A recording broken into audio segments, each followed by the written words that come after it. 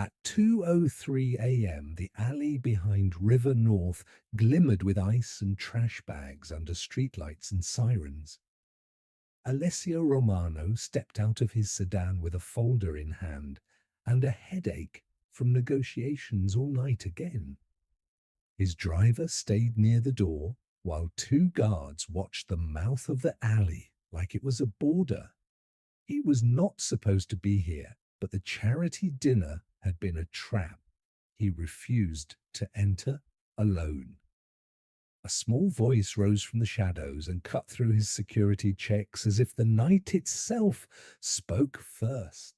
"Sir Mommy cannot walk," the little girl said, and her words were steady though her hands shook. "Right now, please."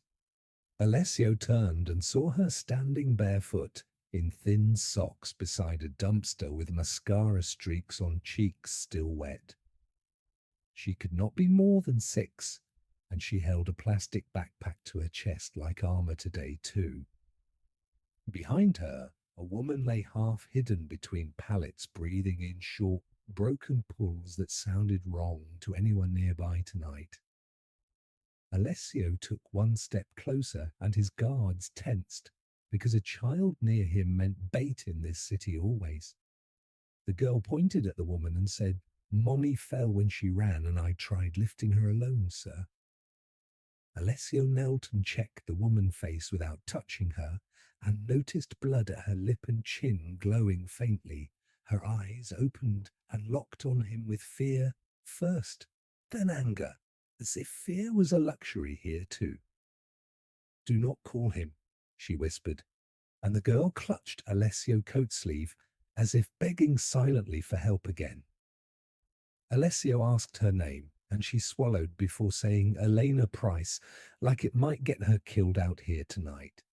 The little girl said Lily and looked up at him with a trust that made him feel unprepared for it.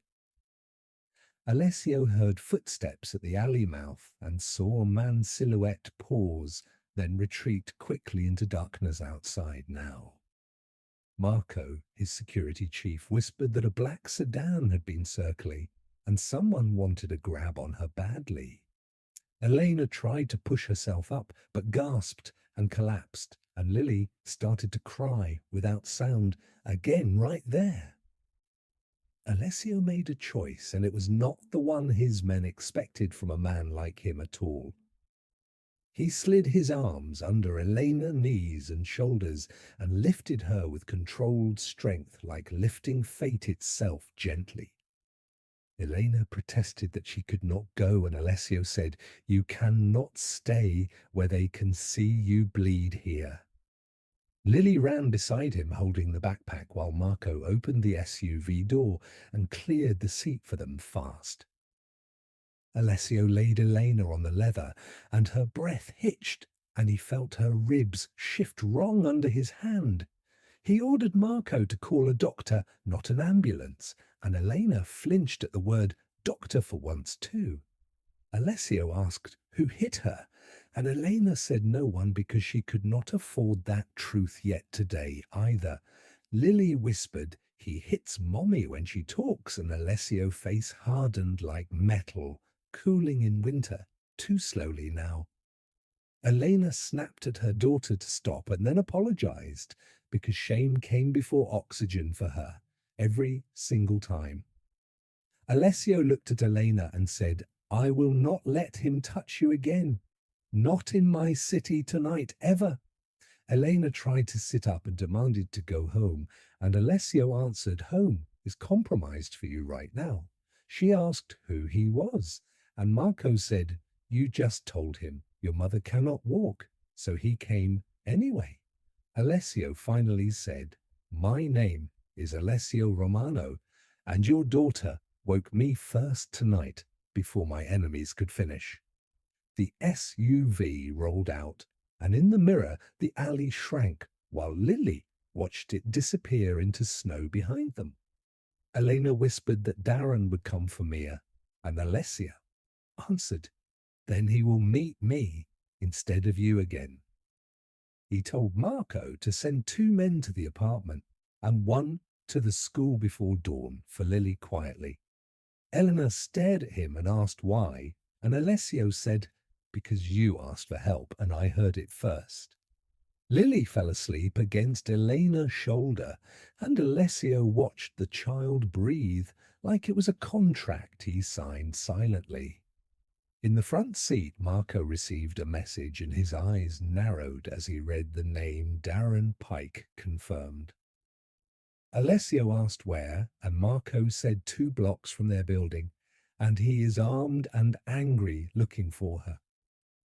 Elena woke and whispered, "Mommy cannot walk again," and Alessio replied, "Then I will carry you until you can stand."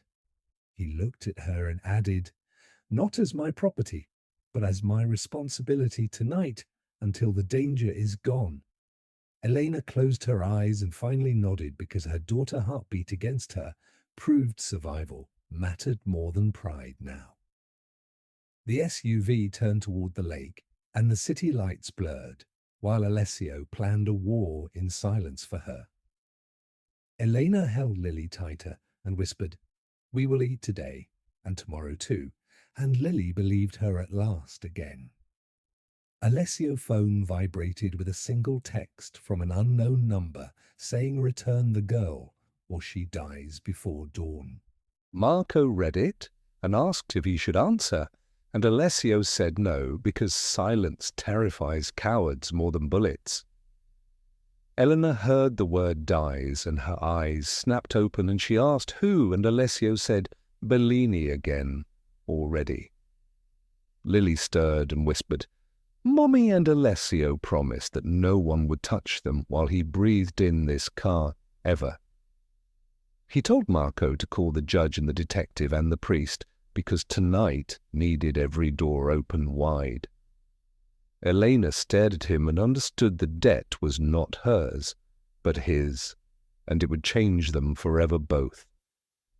The SUV entered a private garage beneath a glass tower near the river, and the doors shut behind them.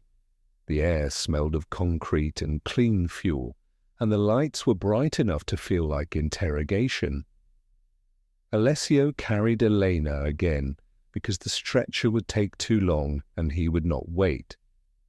Her body was light in a way that made anger rise in him, because hunger should not live in a mother. Lily clutched the plastic backpack and followed close with her eyes fixed on her mother's face. Marco led them through an elevator that did not have buttons and opened into a quiet penthouse hall.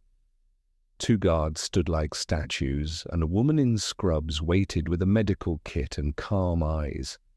Her name was Dr. Saeed, and she did not look surprised to see a Mafia boss at 2:30 a.m. She looked at Elena and asked where it hurt. Elena tried to speak and flinched when she inhaled. Dr. Saeed touched her ribs lightly and said cracked. She checked Elena's pupils and the bruise on her jaw and the split lip. She asked who did it. Elena stared at the ceiling and said she fell. Dr. Saeed did not argue with a lie. She said she would treat what she could see and document what she could not. Alessio told Marco to take Lily to the kitchen for warm milk and a blanket. Lily shook her head and said no. She said she would not leave Mommy. Alessio crouched to her height and kept his voice low. He said, "Your mother needs quiet and you need warmth." He said, "I will be here the whole time and you can see her from the doorway." Lily hesitated, then nodded and let Marco guide her away. Elena tried to push herself up. She told Alessio she would leave at dawn. Alessio said, "Dawn is when cowards attack because witnesses are sleepy." Elena said she could not stay here because men like him had enemies. Alessio said men like her had enemies too, and that was why she was in his car. Dr. Saeed gave Elena pain medicine and wrapped her ribs and cleaned the cut at her lip. She said Elena needed rest and a scan in the morning for safety.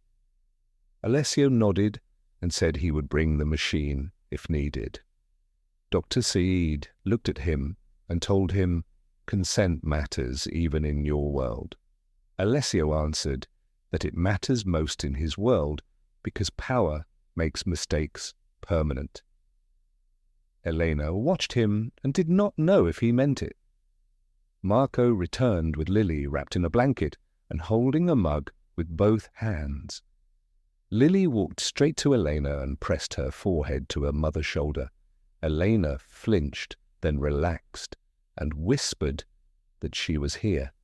Lily asked if Mummy could walk now. Elena said, "Not yet."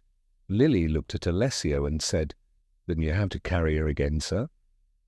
Alessio nodded once, as if the order was simple. A phone buzzed on the counter, and Marco read the unknown message again. "Return the girl or she dies before dawn." Marco asked if he should trace it. Alessio said he already did, and the sender wanted them to know it was Bellini. He told Marco to pull every camera around the alley and every camera around Elena's building. He said, "I want the first face that watched my car tonight." Elena asked who Bellini was. Alessio said a man who sells fear by the pound. Elena asked why Bellini wanted her. Lily answered before Elena could. She said Darren said Mommy saw numbers. She said Mommy knows where the money goes. Elena shut her eyes and her throat tightened. Alessio looked at Elena and asked what numbers. Elena whispered that she worked bookkeeping for a bar that paid cash. She said Darren forced her to move money for men she never met. She said she kept copies because she knew one day she would need proof to escape. Alessio asked where the copies were. Elena said in a locker at the laundromat under the name Price. She said she did not trust banks or phones. Alessio nodded and said, "That is why you are still alive." Marco received a call and put it on speaker. A guard at Elena's building said Darren was outside with 2 men and a crowbar. He was shouting her name and promising he would take the child back. Lily stiffened and pressed closer to her mother. Elena began shaking and said he will kill me for leaving. Alessio's voice turned quiet and hard. He said no. He told Marco to send police to the building anonymously and sent his own men quietly to the rear. He said Darren needs to be arrested, not buried. He said the city believes paper more than it believes women. Marco asked if Alessio wanted Darren brought here. Alessio said no. He said bring Darren to a precinct with cameras and let him talk into a recorder. He said, let him confess who paid him. Elena stared at Alessio and asked why he would do it clean. Alessio said, because Lily will grow up and search the truth. He said, I will not give her a mystery. He said, I will give her a verdict. Dr. Seed returned with a small portable monitor and said Elena's oxygen was stable, but her pain was high. She gave Elena a heating pad and a stricter warning. No walking for 24 hours, no stress. Alessio smiled without humor and said he would remove stress from the city if needed. Lily fell asleep on the couch with her blanket tucked under her chin. Elena watched her and whispered that she had never slept this fast in months. Alessio sat across from Elena and did not crowd her. He said you can leave when you can walk. Elena said, and if I do not want your protection after that. Alessio said, then you will still have it from a distance until the threat is dead. Elena said, dead is not the same as safe.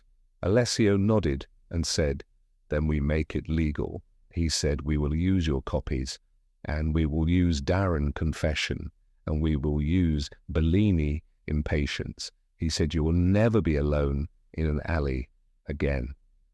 At 4:01 a.m., Marco texted that Darren was in custody and his 2 men ran. He texted that Darren screamed Bellini name when he was cuffed. Alessio showed Elena the message. Elena covered her mouth and cried silently with relief and shame. Alessio did not touch her. He only said, "We start tomorrow." Elena nodded and whispered, "Thank you." Outside, the lake wind hit the glass and the city pretended nothing changed. Inside, Alessio watched Elena breathe and understood the debt had become a bond. A new message arrived on Marco's phone. It said, "The little girl is mine and you cannot hide her forever." Marco looked at Alessio. Alessio looked at Elena and said, "Bellini just made this personal." At 6:22 a.m., Elena woke to quiet. The pain in her ribs had settled into a dull burn. Lily was curled on the couch with her thumb in her mouth. Alessio sat at the kitchen island with a laptop open and a cup of black coffee untouched. He looked up when Elena shifted and his gaze checked her breathing before her eyes. "Dr. Said say you must not move fast," he said. Eleanor tried to sit anyway and winced. Alessio rose and steadied her elbow without pulling. He kept his touch brief as if he was learning restraint. "You need water," he said. Elena drank and asked where Lily would go for school.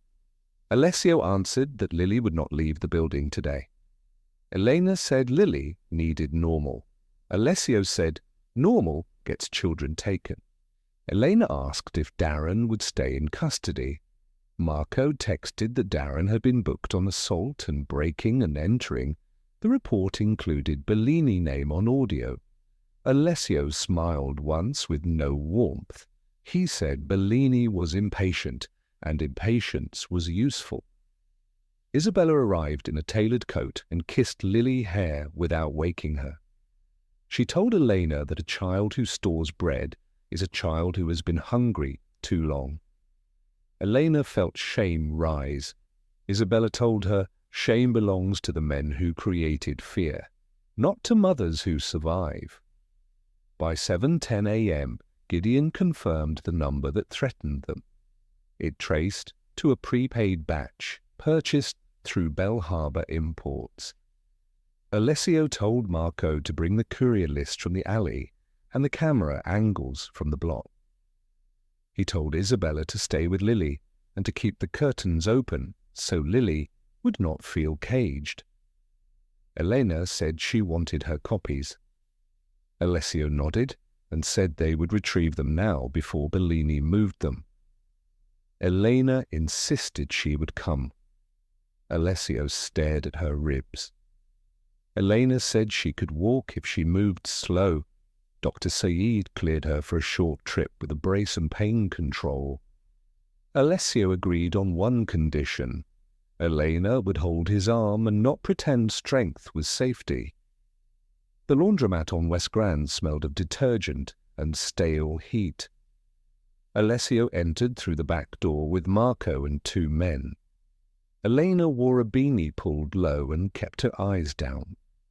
She remembered every time she had hidden by these machines while Darren yelled outside. Lily was not there, and that mattered. Elena led them to locker 12 and pulled the key from her shoe. The lock clicked and her stomach tightened. Inside were folded receipts and a flash drive taped under the shelf. She handed it to Alessio, and he placed it in an evidence pouch without looking away from the room. A man at the folding table stood too fast and reached for his phone. Marco pinned him to the wall and asked who he worked for. The man said he just did favors for cash. Alessio told him to say the name. The man said Bellini. Alessio nodded and told Marco to keep him alive for a statement. Sirens wailed outside and Elena froze. Alessio said it was their sirens. Federal. Agent Sullivan entered with 2 marshals and a sealed warrant. He greeted Alessio like an enemy he respected, and then greeted Elena like a witness he needed. He confirmed chain of custody on the drive and the receipts. He said the documents showed payroll bribes to a hospital board member and payments to a fake family court clerk. Elena swallowed and asked if this would be public. Sullivan said yes if she testified. Elena looked at Alessio. Alessio said the choice is yours. Elena nodded once and said she would testify because Lily deserved a childhood without questions like hunger. On the drive back, a black sedan merged behind them and held steady. Marcos saw it first and called it out. Alessio did not speed. He slowed. The sedan slowed. Alessio said they wanted Elena to panic. He told Elena to breathe and watch his hands. Marco sent a plate number to Gideon. Gideon replied that the plate belonged to a city sanitation truck. Alessio laughed once. He told Marco to take the next exit and cut under the bridge. The sedan followed. Then a second car appeared ahead, blocking the ramp. Marco cursed. Alessio told Elena to duck. The lead guard vehicle slammed the blocking car at an angle and opened a gap. Their SUV pushed through. Shots cracked behind them and shattered the rear window. Elena felt glass rain on her hair. Alessio covered her with his body for 1 second and then sat back up. He spoke into his phone and said, "Lock the estate. Move Lily to the interior safe room and call every judge who owes me a favor because Bellini just declared open season." When they reached the gates, Lily was waiting with Isabella and a blanket. Lily saw the broken window and ran to Elena. Elena held her and whispered that they were safe. Lily looked at Alessio and said, "You promised." Alessio knelt and said, "I keep my promises." He looked at Elena and said, "Bellini will try again tonight." Elena answered, "Then we finish him tonight." Alessio nodded. The war had a calendar now. Inside the house, Gideon laid the evidence on the table and began building the case file. Sullivan called back to confirm Bellini accounts were being frozen at dawn. Alessio told Elena she would speak in court with a protective order and a sealed address for Mia. Elena corrected him and said Lily, not Mia. Alessio apologized and said he would learn her daughter's name like a prayer. Lily sat with Leo in the library and drew a lighthouse on paper. She handed it to Alessio and said, "This is our safe word." Alessio took the drawing and promised she would never need it again. Elena finally breathed without flinching. By evening, the Hawthorne estate felt less like luxury and more like a shelter built from cameras and rules. Elena sat at the kitchen island with a heating pad on her ribs and watched Lily draw circles on paper while Leo stacked crackers into a tower. Alessio paced near the windows without opening the curtains, listening to phone updates like they were heartbeat monitors. Gideon confirmed that Bellini had pushed a news story online. It claimed Elena stole narcotics from Bell Harbor and used Lily as cover. It showed a blurry photo of Lily outside the laundromat. It was not enough to convict, but it was enough to frighten schools and landlords. Alessio said Bellini was not trying to win a case, he was trying to make life impossible. Elena asked what happens when the school sees it. Alessio answered that the school would see the truth first because the truth would arrive in a sealed packet with federal letterhead. He told Sullivan to send an agent to Lily's school before morning and to deliver a protective order in person. Sullivan agreed and warned that Bellini would attempt to counter with family court.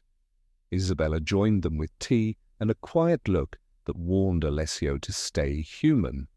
Elena asked Isabella why Bellini hated food and mothers so much. Isabella answered that men like Bellini could not stand anything they could not buy. She said a hungry child could not be bought. A mother in survival could not be bought. That was why they tried to break both. A call came from the precinct. Darren was demanding custody and claiming Eleanor assaulted him. Alessio laughed once without humor. and told Marco to forward the hallway recording.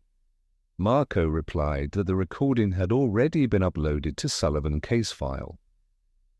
Darren Lawyer asked for the evidence and then stopped calling. Elena felt relief for 1 second and then remembered that relief was always temporary. Her phone buzzed with a blocked number. It showed a photo of Lily backpack with the unicorn keychain. The message said, "You will bring the drive or the child will disappear."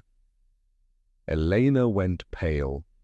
Lily looked up and asked what was wrong. Elena took a breath and kept her voice calm. She told Lily to go to the library with Isabella and to bring the lighthouse drawing. Lily hesitated, and Elena nodded once. Lily took Leo's hand and followed Isabella down the hall. Alessio read the message and his eyes turned cold. He said Bellini was fishing for panic. He said panic makes mothers run back into cages. Lena asked what he wanted. Alessio said he wanted Elena to walk outside and be taken on camera so the drive would become worthless in court. Elena asked if Alessio could stop it. Alessio answered yes, but the city would need to see it. Sullivan arrived with 2 marshals and an additional warrant. He said Bellini Lieutenant Dario Rina had been caught at the tower with syringes and Leo's photo. He said Rina gave a location for Bellini meeting and the meeting was tonight. Sullivan said the window was short because Bellini would flee once he sensed pressure. Alessio asked where. Sullivan said Riverfront Club, private dining room, judges and administrators present. Sullivan wanted Elena to stay home. Elena disagreed. She said Bellini had used her silence for too long. She said she would speak on record and she would not hide Lily behind new names again. Alessio looked at her ribs and then nodded. He said she would not be bait. She would be witness. They prepared quickly. Elena dressed in a plain coat and kept her hair down to hide the bruising on her neck. Alessio handed her a small recorder and said it would capture audio if anyone threatened her again. He told her that if she felt fear, she would squeeze his hand once, and he would move them away. Elena said she did not want to be handled. Alessio said she would be respected. He said there is a difference, and I am learning it. At 11:18 p.m., they arrived near the Riverfront Club. Federal vehicles waited 1 block away. Alessio's car parked in front like nothing was wrong. He walked Elena inside with Marco behind them and Sullivan already in the lobby with his badge hidden. The hostess smiled too hard.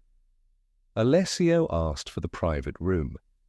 Inside the dining room, Bellini sat at a table with a judge and a hospital board member. He wore a suit that looked harmless and he smiled like a man who believed he owned outcomes. When he saw Elena, his smile sharpened. He said she should have stayed hungry and quiet. Elena felt her throat tighten, but she did not look away. She said he would speak to the agents outside now. Bellini laughed and said the agents would not save her child. Alessio stepped forward 1 pace. He said Bellini had already lost. Bellini asked where the drive was. Elena answered that it was in federal custody, and she signed the chain of evidence herself. Bellini's eyes flicked to Alessio and then to the judge. The judge looked down at his napkin like he wished to disappear. Sullivan entered with his badge visible now. He announced arrest warrants for witness intimidation, attempted kidnapping, bribery, and conspiracy. Bellini stood slowly and tried to smile. He said this was a misunderstanding. Sullivan said it was a pattern. Bellini tried to walk past Elena. Marco blocked him. Bellini leaned close enough for Elena to smell cologne and threat. He said the little girl will still ask the hunger question. Elena answered that her daughter will ask new questions now, she said, "Why did you lose?" Bellini's face hardened. Then agents cuffed him in front of the judge and the board member and every camera outside the club. Elena exhaled like she had been holding her breath for years. Alessio did not celebrate. He simply turned to her and asked if Lily was safe. Gideon texted that the estate was secure and the perimeter team intercepted a watcher near the gate. Elena nodded and felt her knees weaken. Alessio steadied her elbow and then removed his hand. Consent first, always. Before dawn, the Riverfront Club sidewalk filled with cameras, Bellini was led out in cuffs. Elena watched without blinking. Alessio kept one pace behind her. Agent Sullivan read charges aloud and the judge avoided eye contact. The board member tried to deny flashbulbs, forced truth into the winter air. Tonight. In the convoy back to Lake Forest, Elena shook in silence. Pain was fading. The part of her that expected retaliation stayed awake still too. Alessio watched her hands clench and unclench. He did not claim comfort. He offered a bottle of water and waited for consent from her first.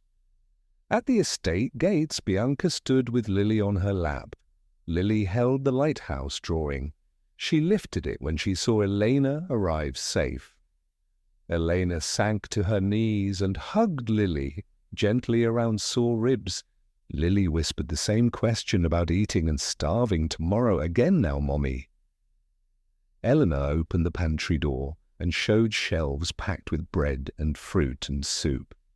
She told Lily, "Yes, we eat today and tomorrow too." Lily looked for the trap and found none. She ate 2 crackers without hiding one. Bianca smiled and said, "See, you are safe here, child." Priya brought warm milk for the children and reported that the intercepted watcher carried Bellini payroll cash and a burner phone outside the gate earlier.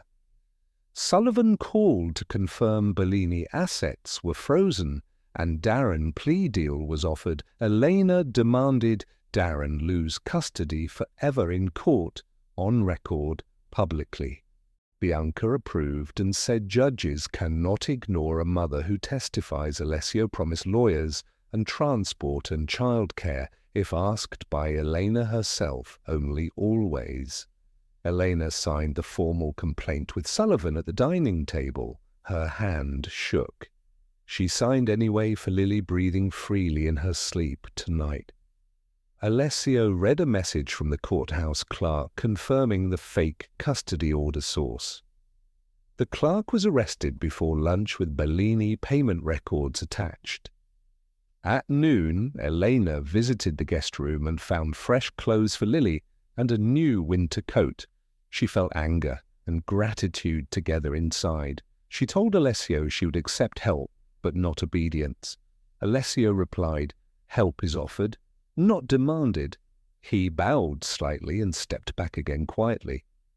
Later, Leo toddled into the library and climbed onto Elena's lap. Elena stiffened, then relaxed, when he patted her cheek like a thank you note. Lily watched and asked if Leo was her brother now. Elena laughed softly and said not brother, but friend and family nearby for a while. Alessio entered and asked Elena if she wanted to move to a safer apartment after court. Elena said, "Only if Lily chooses the street too." That night, Eleanor tucked Lily into a bed with clean sheets and no hallway noise. Lily asked if Darren is gone for good this time. Eleanor answered yes and kissed Lily. Forehead. Lily asked if they will starve tomorrow. Eleanor answered no and smiled without faking it at all today. In the hallway, Alessio waited with a small envelope. He offered Elena a protective order copy and a phone with one number for emergencies only. Elena asked what he wanted in return. Alessio said nothing except honesty and permission to stand near when needed by her choice each day, alone. Elena tested him by stepping back. Alessio did not follow. He waited until she stepped forward again on her own, then met her eyes quietly. She said Lily saved her tonight by speaking the truth. Alessio said children see cruelty first and deserve adults who act before it spreads further. Alessio admitted he feared becoming another man who controlled a woman. Elena told him fear is useful if it changes behavior and builds respect daily. He asked if she would stay at the estate until trial. Elena answered yes, but with boundaries and a written agreement signed by both sides. Bianca brought the agreement herself and said she would witness it. Elena signed and Alessio signed, and Bianca smiled like a judge of manners today. In the morning, Sullivan confirmed Bellini bail denied and Darren sentenced for assault and stalking. The newspapers printed the story with Elena name cleared finally. Elena returned to her apartment with escorts to collect keepsakes. She found the tin refilled and a new lock installed, and the windows repaired too. She moved into a bright unit, closer to Lily's school. She kept a job. She kept her name. That mattered most to mother and child. Alessio visited only when invited and always knocked. Lily decided she liked him after he fixed her backpack zipper without making a big speech once. One night Lily ate a full dinner and did not hide crumbs. She looked at Elena and asked if tomorrow is safe now, Mommy, really? Elena answered yes, and meant it. Alessio stood at the doorway and heard it. He whispered to Bianca that the debt was paid in peace. Bianca corrected him and said debts are never paid. Only transformed Alessio nodded and said, then I will keep earning their trust slowly forevermore. Elena watched him and felt the first clean warmth in years. Not hunger, not fear. A quiet future she could choose for herself and Lily. Outside Chicago kept its noise and shadows. Inside, Elena held Lily's hand and did not listen for fists at the door any more at night alone. Alessio never asked Elena to belong to him. He asked her to live. She answered by opening the door on her terms each new day. When Lily finally slept without questions, Elena sat at the window and ate bread. She saved nothing for later, because later was no longer scarce. In a city that sold fear, she chose a different currency, safety consent, and a child who believed tomorrow would come without pain this time. Alessio watched from the hallway, then walked away quietly. He wanted her free more than he wanted her near today, always.